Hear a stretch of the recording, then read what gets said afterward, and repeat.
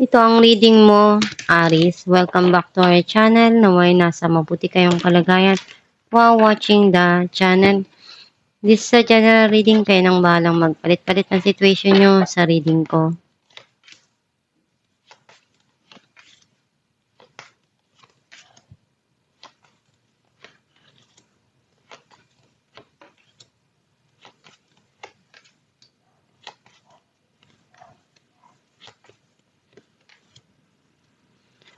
At the bottom of the deck, 9 of Wands.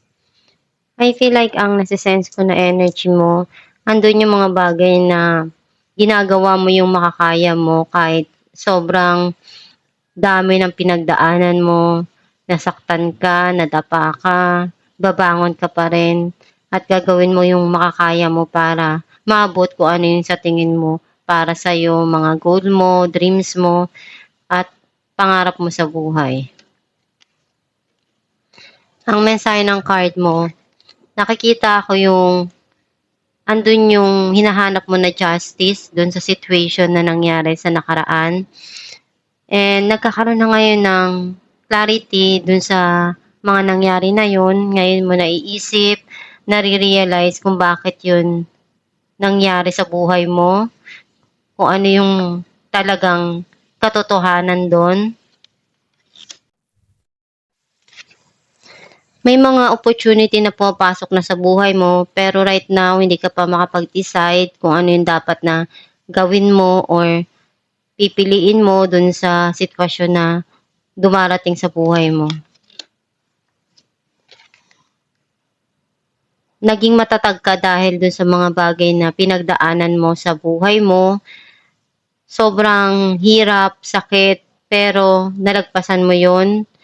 Ngayon, yung mga pinagdaanan mo na yon, yun yung naging saksi na kaya mong tumayo, kaya mong maging mas matapang pa dun sa mga bagay na dumarating sa buhay mo na pinagdaanan mo na sobrang hirap na pagsubok na kaya mo yun lahat na buhatin at malagpasan. May mga bagay na darating sa'yo na ikakasaya ng puso mo, unti-unti ka na rin na magiging okay dun sa mga nangyari na hirap at sakit sa buhay mo.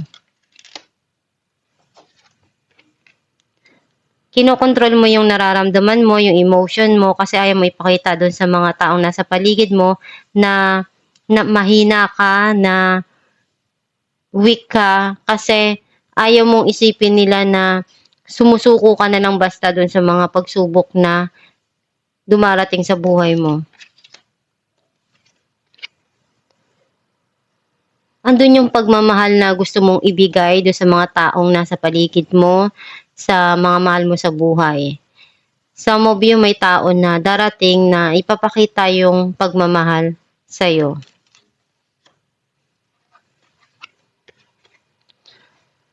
I feel like andun yung mga bagay na sisimulan mo na bagong journey sa buhay mo.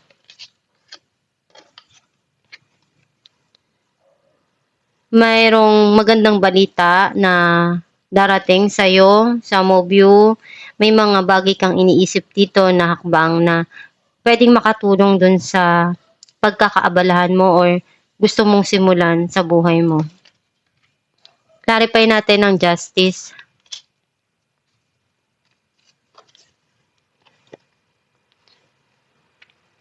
Nine of Wands and Eight of Pentacles. I feel like andun yung mga bagay na mas binibigyan mo ngayon ng attention yung pagtatrabaho mo. Kasi ayaw mo na uling mag-failed.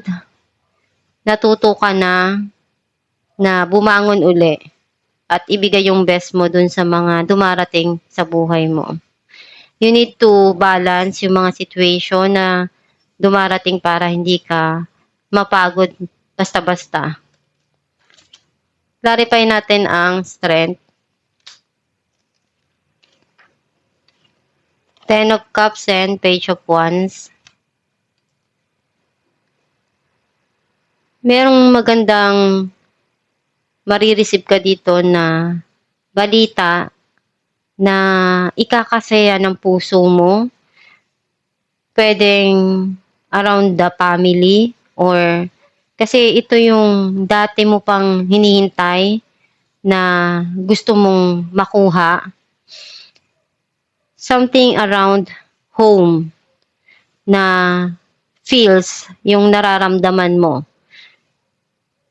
May mga bagay na pinagdaanan ka dati do'n na na-overcome mo yung pagsubok na yon. At ngayon, darating na yon kasi iyon yung inaasam mo na matagal na. At i-enjoy mo na ngayon yung bagay na matagal mong pinaghirapan. Clarify natin the Emperor. Some of you, masaya ka na kasama yung pamilya mo, yung mga mahal mo sa buhay, kasi isa iyon sa nagpapasaya sa puso mo. Seven of Swords and the Empress. Nakita ko dito na may nangyaring cheating or pagsisinungaling dun sa past mo. And pinakita mo na hindi ka basta-basta na sumusuko sa mga pagsubok. And na-realize mo sa sarili mo na kailangan din na ibigay ko sa sarili ko yung pagmamahal na gusto ko. Kasi dapat nagsisimula yun sa sarili bago dumating yung mga bagay na gusto mo mangyari sa buhay mo. And some of you, nakikita ko na may iniisip ka ditong subukan kasi isa ito sa matagal mo nang gustong itry. Clarify natin the Fool. Death and the Tower. Nagkaroon ng end dun sa situation mo sa past. And may new beginning dito na darating, which is magkakaroon ng transformation sa buhay mo. May bago ka ditong sisimulan. Clarify natin ang Seven of Cups. Wheel of Fortune and Page of Cups. May new cycle na papasok na sa buhay mo. Kung ano man yung nangyari sa nakaraan na hirap at pagdurusa mo, kailangan mong alamin sa sarili mo kung ano yung magpapasaya sa puso mo para yung desisyon na mapipili mo or magagawa mo, hindi mo pagsisihan sa huli. And nakikita ko dito na merong peace of mind na darating doon sa new cycle. Clarify natin ang the Sun. Judgment and the High Priestess. Andun yung kailangan mong pagdesisyonan nito ng tama. Alam mo sa sarili mo kung ano yung gusto mo. Kumbaga, andun naman yung intuition mo eh. Mas lalong nagiging open, lumalakas.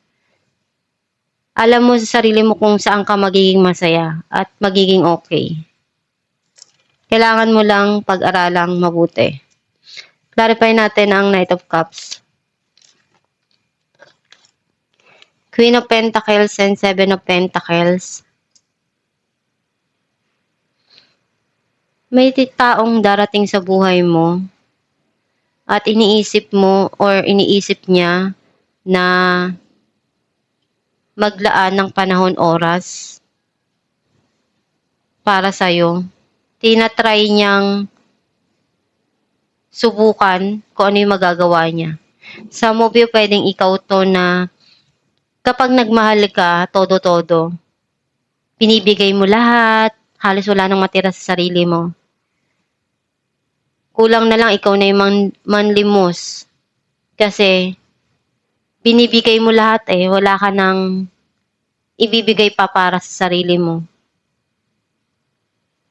dapat isipin mo palagi na 'pag nagmamahal hindi puwedeng lahat ibibigay mo.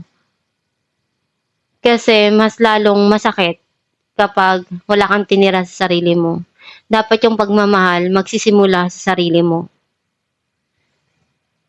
Kung 100% dapat sa'yo, 70%, 30% dun sa ibang mamahalin mo.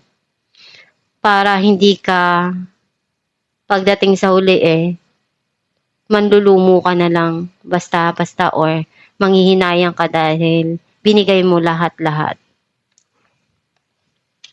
Clarify natin page of wands. Ace of Pentacles and Justice. May blessing na darating dito na magandang balita para sa'yo yun. At the same time, may clarity din dun sa mga bagay na iniisip mo or nangyari sa buhay mo sa nakaraan. Some of you, minamanifest mo na makatanggap ng blessing, financial blessing. Alamin natin kung ano mensahe ng iyong gabay. Be honest with yourself. Look into your heart and soul, and you will know that the truth of this situation. It's safe to admit the truth to yourself, for we will support and guide you through any necessary changes. Lean upon us for courage and strength to take good care of yourself. Focus only upon your true desires and they will come to you upon angel's wings. Ang mensahe ng iyong gabay na maging totoo ka lang sa mga gusto mo mangyari sa buhay mo. Gawin mo lang yung makakaya mo, magsumikap ka lang, sipagan mo lang para maabot yung pangarap mo at magdasal ka sa Diyos Ama na tulungan ka na makamit mo yung tagumpay na gusto mo, maging mapayapa, maging healthy sa kalusugan at kung ano man yung mga pangarap mo, matupad mo no, nang naaayon sa gusto mo. At itong yung reading, Aries, kung naka-resonate ka, comment down below. Thank you for watching.